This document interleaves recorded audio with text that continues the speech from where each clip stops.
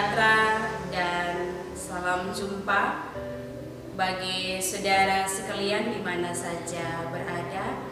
Saya Pendeta Wita Suni STH, pelayan di Gemit Jemaat Insana Rasis Timur Tengah Utara, menjumpai saudara semua dalam program Suara dari Jurang yang Dalam dengan terang tema memiliki integritas di tengah kepalsuan dunia dan firman Tuhan yang menuntun dalam Injil Markus pasal 14 ayat 62. Sebelumnya mari kita mohon pertolongan Tuhan di dalam doa. Mari kita berdoa. Bapa kami di surga, kami sungguh bersyukur untuk hidup yang Tuhan berikan kepada kami. Dan kami yakini lewat kebenaran firman-Mu, kami mampu untuk memahami panggilan hidup di tengah-tengah kehidupan yang Tuhan anugerahkan. Kami akan membaca, merenungkan firman-Mu. Karena itu, biarlah kami boleh mendapatkan pertolongan-Mu lewat kuasa Roh Kudus, untuk kami mengerti, memahami, dan melakukan kebenaran firman-Mu. Di dalam nama Yesus kami berdoa. Amin. Injil Markus pasal 14 ayat 62. Jawab Yesus, "Akulah Dia, dan kamu akan melihat Anak Manusia duduk di sebelah kanan Yang Maha Kuasa dan datang di tengah-tengah awan-awan di langit."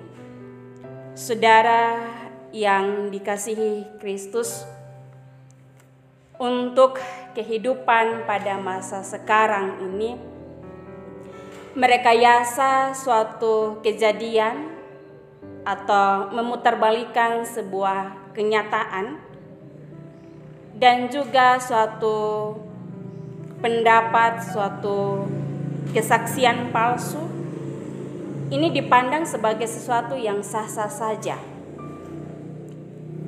Ini merupakan sebuah hal yang lumrah atau biasa terjadi pada masa sekarang. Dalam situasi yang demikian, sudah pasti kita akan melihat bahwa yang benar diubah menjadi salah, dan pastinya juga yang salah diubah menjadi benar.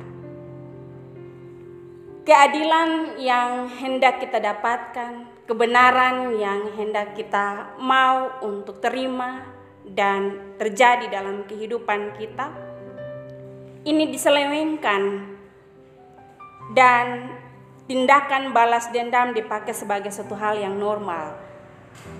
Dan inilah kenyataan yang terjadi, yang sedang kita alami, yang sedang kita nikmati dalam kehidupan kita pada masa sekarang. Saudara yang diberkati Tuhan, dalam kesempatan melalui Injil Markus, kita dapat belajar bagaimana Kristus Yesus sendiri menghadapi pengadilan yang tidak adil. Yesus Kristus, Dia alami juga sebuah situasi yang mana tidak jauh berbeda pada masa sekarang ini. Situasi yang dimana kita lihat bahwa begitu banyaknya orang-orang yang dimana mereka punya semangat tinggi. Semangat yang kita lihat pada para imam kepala, semangat yang kita lihat juga pada tua-tua dan ahli-ahli Taurat untuk menangkap dan juga untuk menghukum Yesus. Ketika mereka mendapatkan kesempatan, mereka punya begitu semangat untuk bisa menjatuhkan Dia dan bisa membawa Dia ada di dalam sebuah penghukuman. Tetapi persoalannya adalah mereka tidak punya bukti yang menguatkan apa yang menjadi keinginan mereka. Bukti yang cukup kuat untuk bisa dijadikan sebagai dasar atau alasan untuk menghukum Yesus. Mereka berusaha mencari-cari alasan. Mereka juga berusaha untuk mencari kesalahan. Kira-kira apa yang bisa didapatkan untuk membuat Yesus ada di pihak yang salah. Tetapi mereka tidak mendapatkan, mereka tidak memperoleh. Bahkan juga ketika kita baca dalam bagian bacaan kita ini, mereka juga menggunakan saksi-saksi. Tapi kehadiran saksi-saksi itu bukanlah saksi yang menyatakan kebenaran, tapi saksi-saksi palsu, yang dimana semua kesaksian mereka yang diberitakan, disampaikan itu ternyata tidaklah menguatkan akan posisi Yesus yang harus dihukum.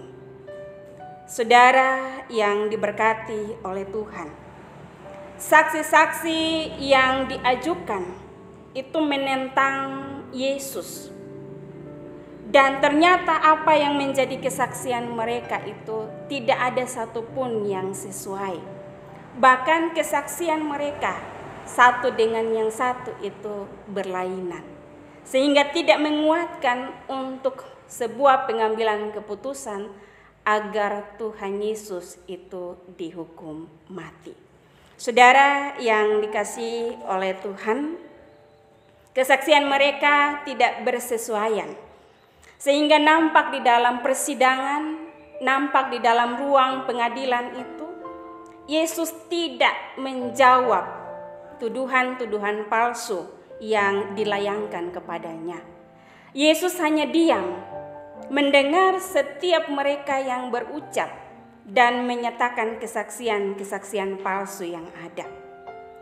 Ketika Yesus diam, itu bukan berarti bahwa dia sama sekali tidak mau berbicara atau tidak akan berkata-kata apa-apa.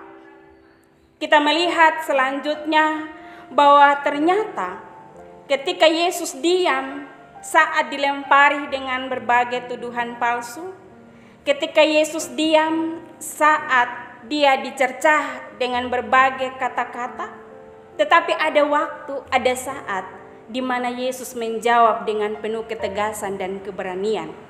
Saat ketika ditanyakan tentang identitas Yesus, ada penegasan yang diberikan, ada keberanian yang luar biasa yang ditunjukkan Yesus saat dia ditanyakan tentang identitasnya. Dia menjawab, "Akulah dia, dan kamu akan melihat Anak Manusia duduk di sebelah kanan Yang Maha Kuasa dan datang di tengah-tengah awan-awan di langit." Jawaban dan juga pernyataan berani yang diperlihatkan Yesus ternyata ini tidak diterima oleh mereka saat itu.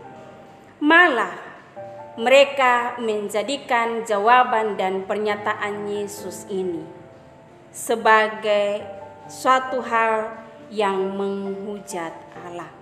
Akibatnya ini menjadi alasan yang kuat bagi mereka untuk memvonis Yesus dengan hukuman mati. Saudara yang diberkati Tuhan, dunia saat ini diwarnai banyak kepalsuan. Ada begitu banyak kebohongan dan kemunafikan di sekitar kita.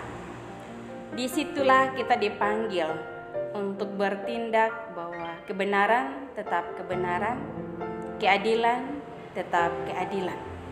Karena disinilah juga komitmen integritas kita sebagai pengikut Kristus diuji. Dan untuk memiliki integritas Kristen yang benar, kita harus meneladani dan mencontohi karakter Kristus. Ketika dicaci, dia tidak membalas mencaci. Ketika dikutuk, dia malah memberkati. Dan ketika disiksa begitu keji, dia malah mengampuni. Dia teguh menyatakan kebenaran di tengah-tengah kesaksian palsu yang ada di sekelilingnya. Marilah kita belajar dari Yesus, berjalan lurus di atas prinsip-prinsip kebenaran, karena untuk itulah kita dipanggil. Hiduplah di dalam kebenaran dengan menjadi pelaku kebenaran sejati itu sendiri.